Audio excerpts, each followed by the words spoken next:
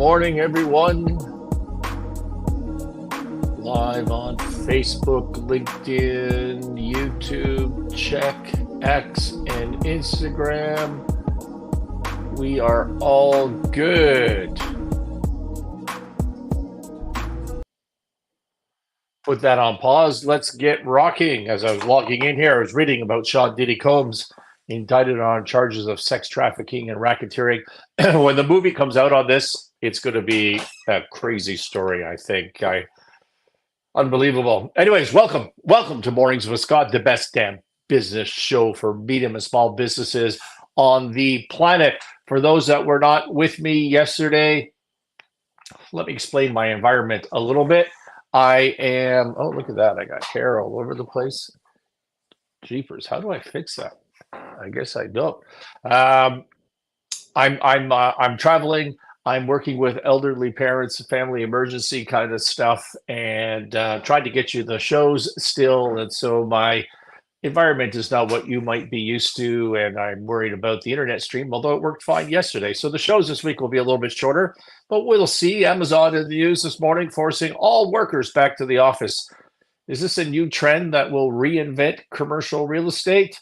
Or is it an Amazon scam to lay off a bunch of people without actually paying severance because they don't want to go back to the office? I bet it's the former. But we'll keep an eye on that trend. Canadian inflation announced late yesterday or this morning at 2% in August. So the inflation rate in Canada is down to 2%, driven largely by lower energy costs, which is probably temporary, but at least we're down to 2% right now. It's a good news and bad news thing. The bad news is that we, through interest rate hikes, have killed the economy to the point where there's much less demand, and therefore we're probably in a recession, as I've been telling you since I've been doing this live stream now for a couple of months. The good news is that interest rates can continue to drop, and that will be good for everybody and definitely help the economy. So a good news, bad news thing. What did you do with your evening last night? Well, I went to dinner on my own, of course, given that I'm here in a different city, and I took my laptop with me and I sat at the bar and I was going to do some work and I was going to prepare for this show, but instead I ended up with my grade 6 daughter on FaceTime trying to help with her math homework. And it became complicated. I was a little bit stumped. I actually got the answer right away. These are input-output tables. Did you ever learn that in school? I don't believe I did in my public school in the middle of nowhere. But I can see the answer right away. That's always been me with math. I can see the answer, but I don't know how to explain it. I don't know why I know the answer. I just kind of know the answer. So the input-output table, if you can picture, the first one is input 24, output 15. So what is the equation that takes you from 24 to 15? Second row was input 26, output 16. Next row, input 28, output 17. So the inputs go up by 2 each row, and the outputs go up by 1 each row. Let's think about that. Do you know the answer? We'll get to it at the end. The Canadian government on Friday announced a $2.14 billion loan to satellite operator Telesat. So Telesat is the Canadian sort of satellite company. It's located, when I lived there, in Ottawa. It's sort of pseudo-government. I'm sure that they would complain at that characterization, but it's very closely tied to the government. Wouldn't exist without the government. And they got a $2.14 billion loan to help the company build its broadband satellite constellation in what Prime Minister Justin Trudeau described as Canada's largest ever space program. The Quebec government, not to be outdone, meanwhile, announced a $400 million loan to the same company, Telesat, which is contracted aerospace technology firm MDA to build its satellites in Saint-Anne-de-Bellevue. Where's that? I think that's Quebec City area. And so another $400 million from the Quebec government. Speaking to reporters Friday at MDA's facility west of Montreal. Oh, I guess I have that wrong. Anyways, Montreal area. Trudeau said the Telesat Lightspeed Low Earth Orbit broadband satellite constellation will enable people in most remote parts of the country, including Indigenous people, mines, and forestry companies, to connect and with cheaper, more reliable internet.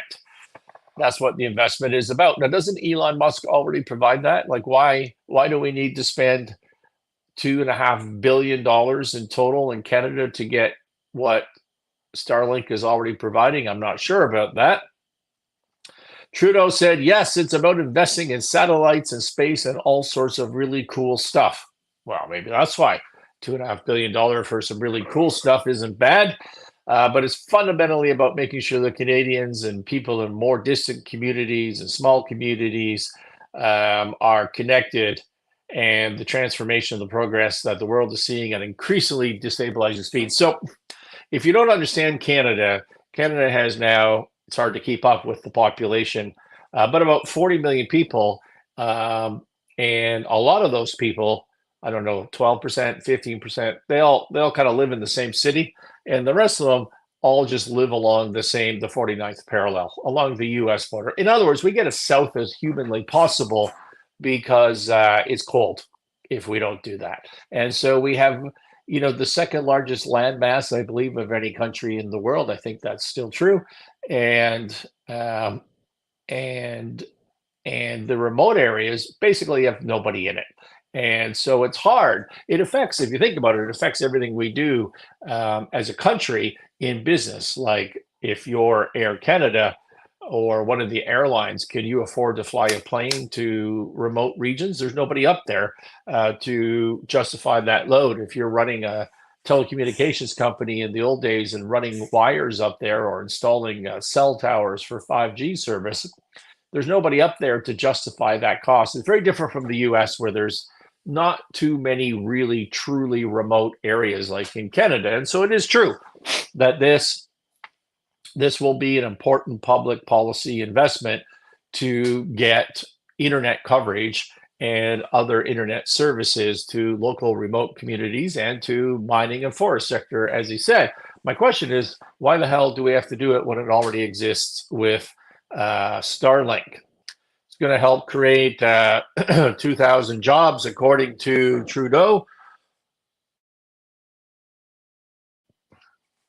and 967 jobs in Quebec, according to Premier Legault. What else do we have here? Telesat president. Look at, I can't talk about Telesat without thinking of a story from the 1990s of a guy that I knew pretty well and turned into a client, and he was otherwise known as the porn king of Ottawa. He's deceased, God rest his soul. A really good guy. I liked him a lot, and troubled soul. And he made so much. I can't tell the story. This is a morning show on Mornings with Scott. But if you're from Ottawa, and I know that some of our audience is, you know exactly what I'm talking about. It's just hard for me to talk about Telesat without that story coming through. Well, Telesat President Daniel Goldberg described the program being funded as the largest space program in Canadian history, and it'll be transformative for Canada and Quebec. Trudeau said Ottawa-based Telesat will invest $4.4 billion back into the Canadian economy through research and development. All right. The program's underway already. They're going to launch 198 satellites scheduled to launch in 2026. So, how did this story come about to me? Well, on X, Elon Musk was asked, and as I said, I don't understand why we're doing this in Canada for $2.5 billion from the government, and it appears to be half of the investment. Telesat's going to be up closer to 4.5 to 5 billion. And they asked Elon Musk if he could do this for us, and he said for less than half. And what I don't understand is, would he have to launch satellites as well? I mean, Starlink already works. It already works in remote areas of Canada, I believe. I think it works fantastically. I've seen people using it in remote areas of Canada. So why do we need this investment in Canada? And he says he could do it for half the price, which the Premier of Quebec says is total nonsense. that he could provide cheap internet access for Canadians at half the price. I don't know how many satellites can you put into space. Like, are we going to have competition for internet services and just have a billion satellites up there going around? Do they run into each other? Like, what happens when they break? I don't know. Should there be some rules on this? If anybody in the comments knows the answer to that, maybe I need to investigate that more for the future. I just find it weird that there's already a service that exists that I can go buy really cheap right now from Starlink, remote area internet access, high speed, that works really, really well. Yet my government's spending several $billions to launch our own satellites to do what appears to be the exact same thing. And who the hell knows if it's going to work? That should be interesting. Do you remember yesterday we talked about confirmation bias? I said that I released the course. We're not going to talk about the course today. I like to give you guys a day off from me pitching this to you so hardcore. But yesterday we talked on the show about confirmation bias and how that impacts our business. Confirmation bias is how our brain works. It's a feature, not a bug. We form our opinions first, and then we seek facts that support our opinion or support our decision. We are blind to facts that are contrary, or we rationalize as, that's kind of an exception when things are contrary. Well, that impacts our business because I explained that all yesterday. You can go back and watch to it, and we'll probably talk about it more tomorrow because I have a special guest on, which will be exciting for everybody, I am sure. And we're going to talk about change, how to change an organization as a leader. One of many topics, perhaps. Well, Forbes magazine, which used to be a real magazine with interesting economic and business news, before it became the rag that it is, but it had an article that why manifestations can work. Here's the science behind it. So manifestations can work. This is picturing what you want in a life. If you can envision what you want, do you believe the universe will eventually deliver it to you? Well, James Doty, D-O-T-Y, I don't know if that's Doty, a neurosurgeon and founder and director of the Center for Compassion and Altruism Research and Education at Stanford University, believes in the power of manifestation. That's evidenced by the title of his recent release book, Mind Magic, The Neuroscience of Manifestation and How It Changes Everything. Manifestation is when you make your dreams and goals come true by picturing them and believing that you can achieve them. So you picture your dreams and goals. The more specific, the better, I believe.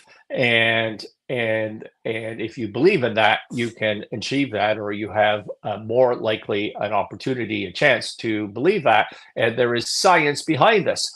According to this author, quote, while manifestations have been associated with woo-woo and pseudoscience, there is science behind manifestations. So many people give away their self-agency to external things that they manufacture. Instead, he said, belief can actually change things. Belief can change things. The most powerful is the power that you need to change things. What did we talk about yesterday? The need to change things in your business to improve. The most powerful is the power that you need to change things. If you believe, you can get it. He gave an example of value tagging. That is the scientific term, which allows your brain to better sort through all stuff it sees every day. Think about how much stuff enters and swirls around your brain every minute, every hour of the day. Well, your brain needs a way to value that. There's no way that your brain can treat all this stuff with equal value. For example, when you're crossing the street, your brain's first priority probably is not knowing the names of all the contestants on The Bachelor and what the Kardashians are wearing, or which of your classmates still thinks that the earth is flat. Not important while you're crossing the street. Instead, your brain should kind of notice that big truck bearing down on you. So your brain has to have filters in place. Yesterday, we spoke about mental filters. This is all about confirmation bias, guys, and mental filters. So your brain has filters in place to determine what deserves your attention at a given time. And your brain can, in effect, tag those things deemed worthy of your awareness, while letting the less important things flow by unnoticed. So if you tell your brain what you want, if you have your manifestation, if you have your specific goals and the direction that you want to head in, And you can picture that, tell your brain what you want. What you really want, in the words of the Spice Girls, according to this author, your brain may turn subsequently, your brain in turn will subsequently tag as valuable any information that is relatable in any way to that manifestation. This means consciously and subconsciously tagging or assigning a higher value to the information that supports your goal. This is confirmation bias at work in a different way, in a positive way. If you know and you can picture what you want through manifestation, then the way that this works, and this author is confirming this scientifically, is that your brain seeks out data to support that manifestation. This is confirmation bias. And your brain, in fact, ignores or rationalizes away contrary data. And so it's not that you're changing the universe through your manifestation to get you what you want, is that you are opening your brain up to opportunities and, well, just opportunities to go ahead and achieve that goal. Do you do a morning affirmation? Do you state your goals to yourself every morning in a mirror, or however you might think about it, perhaps in the shower? I do. I definitely do. I keep it very simple. It makes me feel good, and it makes me feel focused. I talk about this show sometimes. Friend of the show, Rob Fraser from Outway Stocks, a super successful entrepreneur from Victoria, British Columbia, had a LinkedIn post I've been carrying around for a little bit to get an opportunity to talk about it on the show. I just think it's a good way to sign off and give you some inspiration for the day. The biggest opportunity in business isn't AI or the latest trend. It's a founder's ability to work hard and persevere. Most people don't truly understand what hard work means. You know, I saw a social clip perhaps yesterday with Elon Musk. I think it's an old one, but he's being interviewed by somebody. And he's talking about working in the range of 80 to 100 hours a week, which is a lot of hours. I used to do that. I did that for a decade in my 30s, at least maybe late 20s to 40 area. Excuse me. But that's a lot of hours. But he was explaining the benefits of that and how if you can do it, you're basically doubling your workday compared to all of your competition. You can do twice as much. So Rob goes on to say, this is why competitive athletes often excel in business. They know that success is earned, not given. They don't make excuses or wait for praise. They embrace adversity as part of the journey. I think this is just key to everything. You need to embrace adversity as part of the journey. That's what this is all about. It's not the bag. It's not the bag at the end. It's not the, oh, I'm an entrepreneur, give it to me. I'm going to be successful and have free time and a bunch of cash and wealth. It's about the pain of the journey. They understand there's no blueprint for success. They show up every day and thrive in the unknown. This is this idea of continuous improvement that we talked about yesterday. And that is the subject of the course that I am not pitching to you today, but we will tomorrow. We'll come back to it. Don't worry. You're driven by an intrinsic desire to succeed. There's this thought in psychology and motivational speaking that I love. It's this idea that there's a difference between I want this. I want to do a live stream every morning. I want to build an audience in a community where we can all share with each other. Well, that's one way to think about it. Oh, Deluxe Florals, thank you for joining. I love morning affirmations. Great start to the morning. And Georgia Swan, how are you? I don't think you've ever joined. Welcome to the show. And so there's a difference between me wanting to do a live stream every morning or you wanting to get your goal and you deciding, this is what I've decided. I'm going to do this. I'm just going to do this all the time. There's a big difference. You're driven by an intrinsic need, desire to succeed. Thank you, Rob Fraser of Victoria, BC, for the inspirational LinkedIn post. So look, you want to go back? You want to know the answer to the math problem? Remember, it was an input-output table. 24 turns into 15, 26 turns into 16, 28 turns into 17. Did anybody figure it out? I don't think anybody figured it out. The answer is you add 6, divide by 2. So 24 plus 6 is 30, divided by 2 is 15. 26 plus 2 plus 6 is 32, divided by 2 is 16. That is the formula. So as I said, I'm trying to teach my grade 6-year how to do this math. I don't know how to explain that. I don't have to explain that. So I spent my evening on a couple of martinis, as you might have known, and I wrote out an algorithm for her to keep and study, so you could just kind of iterate your way through this process. There you go. That's the answer to the question, and that is the end of my prepared remarks. As I said, this week I'm going to be short, and I'm going to be in a weird environment because I'm trying to look after some family in desperate ways here. But that has been it. And I will have a guest tomorrow, and we're going to talk about change and the U.S. economy and other things to do with leadership. Thank you for joining. 8:30 Mountains, 10:30 Eastern. See you tomorrow.